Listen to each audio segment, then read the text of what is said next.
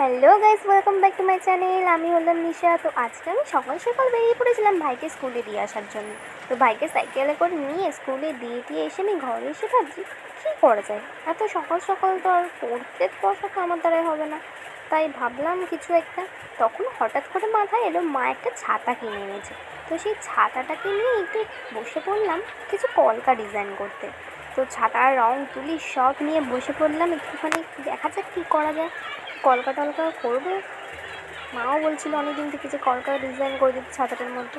তো চলো দেখা যাক আমি ছাতাটার মধ্যে কী ডিজাইন করতে পারি। তো রং তুলি ছাতা সব নিয়ে বসে পড়েছি এখানে। আপাতত বসে তো পড়েছি, কিন্তু মাথাতে কোনো ডিজাইনই আসে না আমার বসলে। তো এটাই করলাম।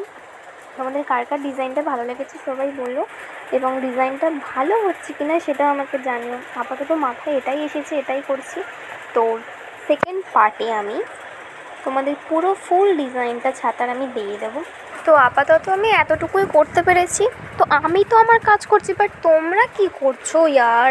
লাইক, সাবস্ক্রাইব, কমেন্টও তো করতে হবে নাকি?